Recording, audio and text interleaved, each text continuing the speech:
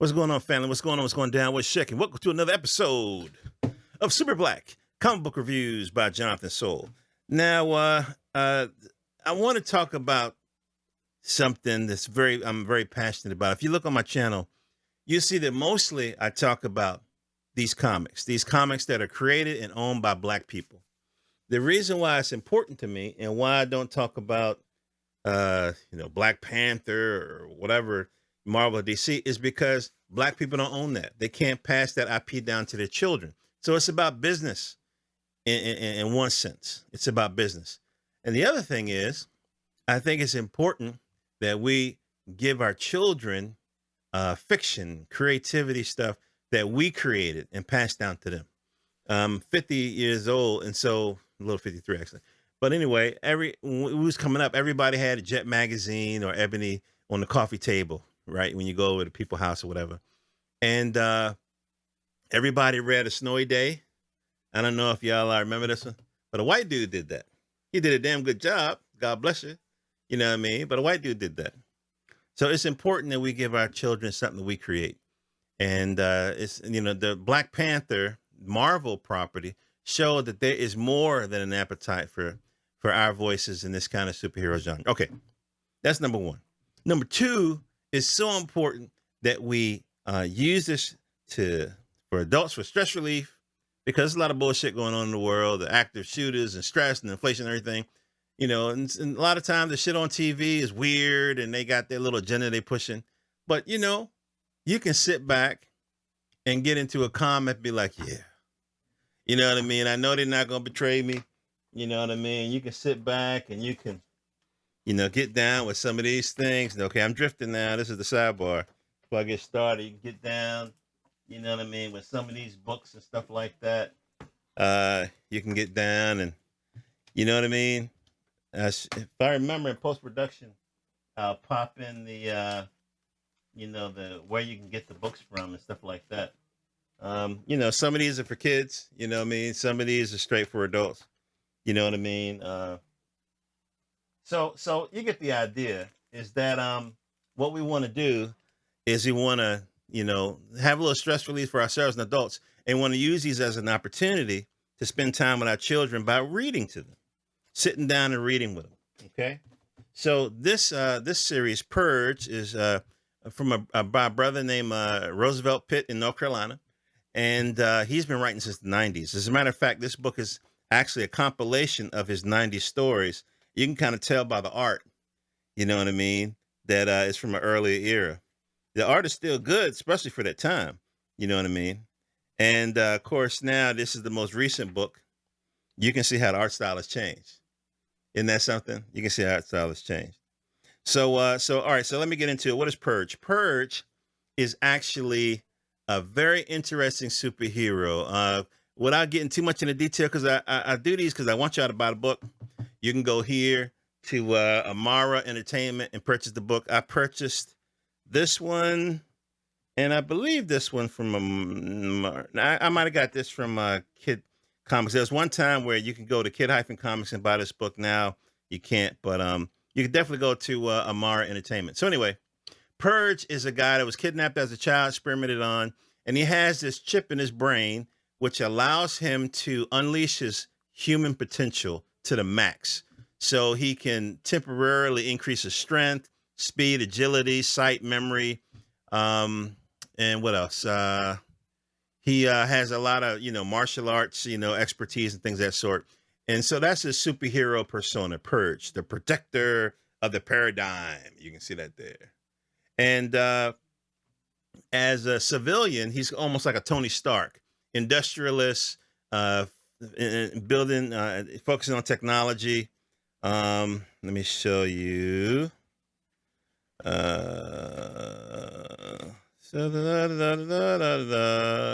want y'all to see every little thing. So much. Okay, there you go. So so he's in this city called New Salem, North Carolina. And this is his corporate building, Kincaid Computer Analyst Group. So he was adopted, by the way, which I think is interesting. I got a friend who's adopted. And shout out to all the families that adopt. So without getting too deep into the book at this present moment, I just want to emphasize the fact that these books are opportunities for us to spend time with our children, get them off the blankety blank smartphone and the apps and the TikTok scroll bullshit, and sit down and spend time with them and talk. I'm going to get to the comic book review in a second, but I just want to push that. And you say, well, I don't have kids. Well, you probably an uncle, you probably an auntie, you probably an older cousin. You can buy these books. You can go on the website, buy these books, and then you can gift them. Okay, all right. Now let me get to the book. Now, just told you about Purge. He was kidnapped, like I said before, and so you guys ever heard of the DC character Ultraman? I think it was Ultraman or Ultra Boy, maybe. Ultra Boy could turn on one superpower at a time. And then there's another character I think called Hour Man. I think that's DC too. He had a little device he could turn on, and he could have superpowers for an hour. So it's kind of it's temporary with Purge. Okay, so what's this series about? So much in the same way as Batman protects uh, Gotham City, and it's Gotham instead of Gotham, but Gotham City, Purge protects New Salem. And so there's one part in the book where he's kind of showing different people from around the world, different dignitaries from around the world, his new protective grid that he's built for New Salem, and it kind of scans different cars that come into the city for contraband and things of that nature. So he's talking about selling that technology to these different people. Okay, so that's one storyline. The other storyline is there's some bad guys that are showing up in New Salem that are trying to steal some technology, and Purge is trying to stop them. Okay, so that's some of it right here. This is the other thing about these books, particularly these two, Purge 1 and 2, is that they are different artists that work on different sections of the book. And I'm not sure if that's by design or what, but in this book you can see, for example, you got one section, and this one is done by let me see, where's the brother, Larry Stroman. Larry Stroman worked on a book called Watson and Holmes that I have in my collection here someplace. And since what come on, brain. Since Sherlock Holmes is fell out of copyright, I guess people are making books about it. So I thought it was interesting. It's kind of like black characters, whatever. So he's been in comics for a long time. And then Keith and Jones did Power Knights. And let me see here. I think this is the only comic book review show, where the guy is talking to you. Where the hell is Power Knights? God damn it. Where the guy has all the books. So yeah, I generally buy all of these books, and of course, I freestyle all these reviews, and so when I need to find them, the universe is like, I'm gonna make this motherfucker suffer. But anyway, all right, then here we go. So Power Knights. So Power Knights is just think of super soldiers from outer space. They got sent to Earth, and they're trying to live a normal life, but one of their numbers trying to take over and f shit up. So this is Keith and Jones' work, and I love Keith and Jones. I mean, he's such a tremendous comic booky kind of a style. I mean, it's just iconic the way he draws, kind of thing. It's just iconic. It's just iconic. So he did a few pages here, and of course Machindo Kumba, which is, to me, he's a fine artist as much as he is a comic book artist, illustrator. So anyway, so let me keep going. So basically that storyline is going on. So he's fighting the bad guys, whatever, and you can see what's going on here and so forth. And most of the bad guys in this book are technology based. Most of the bad guys are technology based. Now, then there's this other byline about the president who's here, gets attacked by this bad guy named Mind Trap.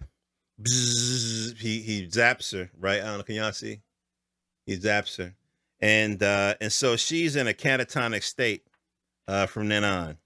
And then I'm not going to give you all the details, but let's just say a government agency is trying to figure it out and they're having trouble. Speaking of Mashindu Kumba, this is some of his work. You can see how I say it's more fine art than comic book illustration. Let me see if I can get it a little closer. It's more fine art than comic book illustration. You see that right there? Look at that. Whoops, sorry. Look at that. So anyway, so what happens is the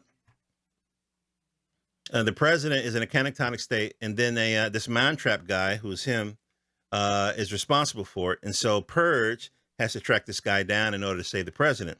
But on the flip side, there's this woman who's helping him.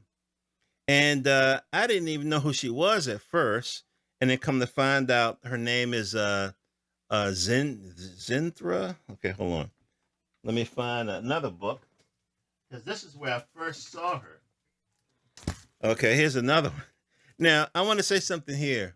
What's also beautiful about Black comics today is that a lot of different comic book creators are allowing their characters to appear in each other's books. So it's a lot of crossover.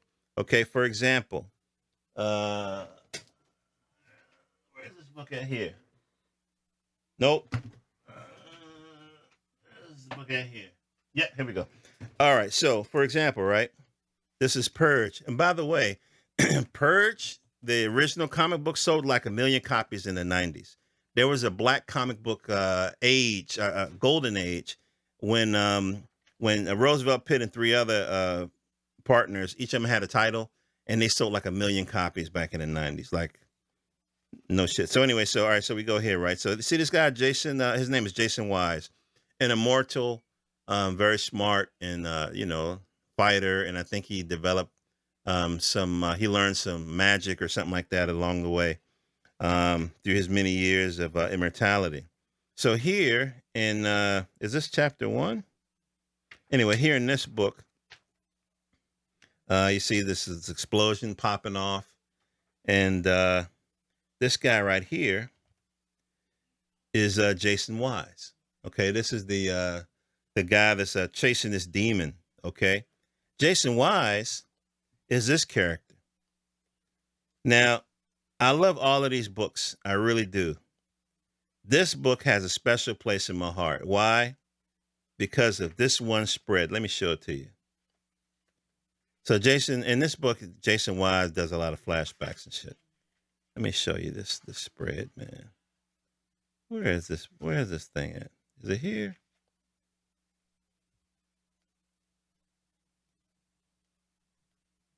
Look at this spread. This is Hannibal. Can y'all see this? Yeah, I hope y'all can. This is Hannibal. Look at this. Look at this. Look at this motherfucking spread, yo. This is Hannibal. I never seen a spread like this before since I've been Black in America. I never seen this. I never seen a spread like this. I was pissed off at this guy because the book ended. I wanted to go on forever. You know what I mean? But anyway, so he appears in his book, and then there's other characters that appear, and it's like a crossover type effect, which is beautiful. All right, so I started to talk about, I think his name is Zintara. Let me double check. So this is Zintara now, right, in the 2000s. Zintara actually appeared in 94 in Purge #1. This is the way it looked back in the 90s. Check that out. It's a hell of a difference, ain't it? This is Zintara.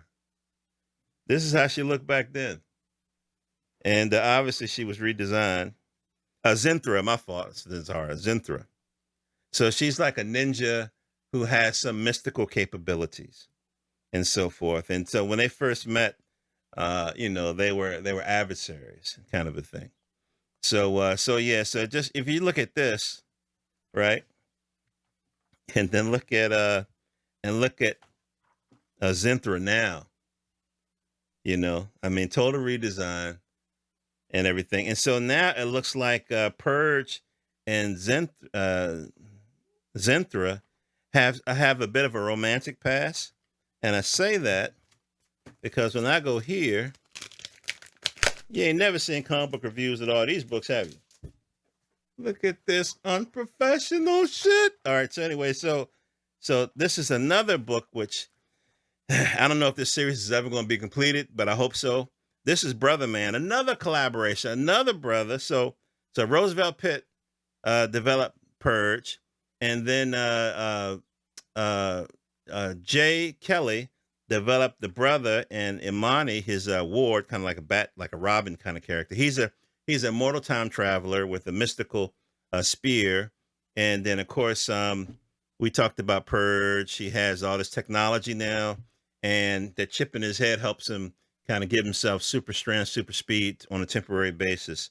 And so they're investigating why black people are disappearing from the timeline in this particular scenario. But I bring this book up because there was this fight at the end of the book where where Zenthra was coming out, you know what I mean, and they're fighting and so forth. And Amani's like, "I got this, teacher. Don't worry about it," kind of a thing. And they're fighting and stuff like that. And they're in that style gorgeous. So in these books, is if and I haven't even talked about how deep the story is, because in these books, what Roosevelt does is he drops little nuggets in there that if you know your history, you'd be like, oh, kind of a thing, right? So anyway, so they're fighting, and so then at the end of the fight, she ends up smooching with Purge. Okay, so then we see her. You see how they changed up the style? Got the little anime thing going on. So okay, all right. Okay, we should become in there. All right, so boom. So now they're that's a hell of a redesign, huh? Yeah, I think she looked good, and I think they made an improvement with the redesign. So anyway, so now they're fighting side by side. This mind trap guy, who can kind of get into people's minds. Now, did I mention Zentra's power? So she's like a very smart. She went to I think she studied genetics at North Carolina A&T, and later on she went to MIT. So she's deep into technology. Let's see. She submitted to some genetic testing, which gave her some enhanced physical abilities.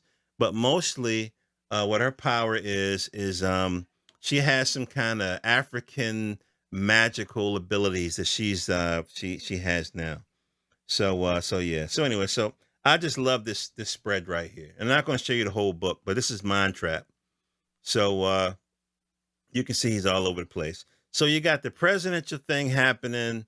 You got a government agent that's trying to get purged to help save the president. It's a lot of stuff going on in this book.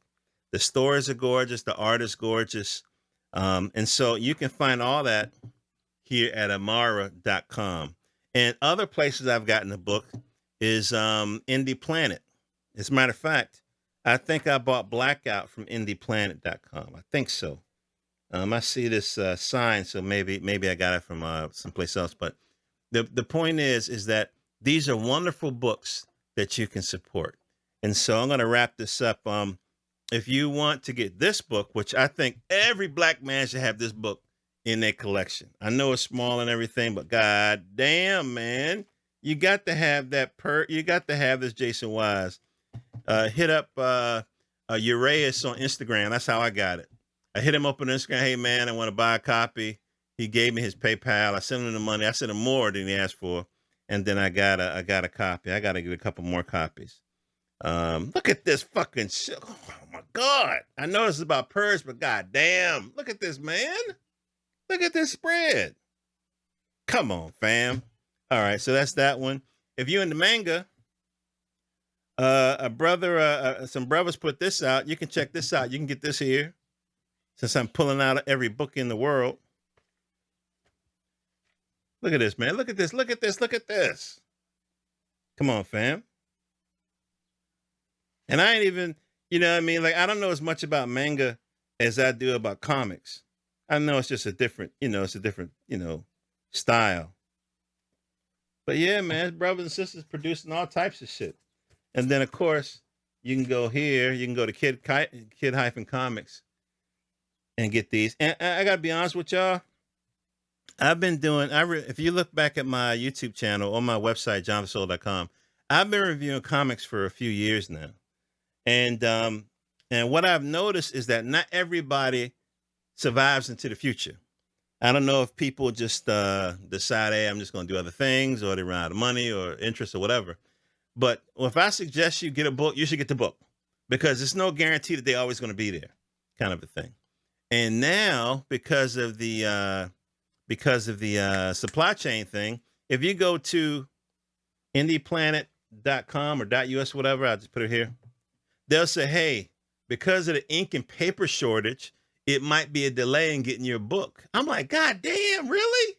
At least they didn't blame it on Putin. You know what I mean? So yeah, so I you can get this book definitely from Indie Planet. And here's another book I mentioned. This is strictly for the kids. It's a beautiful sister out of New York City, Micheline Hess. You got to on your life get this book for your kids. It's an Alice in Wonderland kind of vibration, except the little girl is assigned to clean up the kitchen it's like the summer vacation or whatever. Her mom is telling her to clean up the kitchen, and she's okay, Mom, I got to do these chores.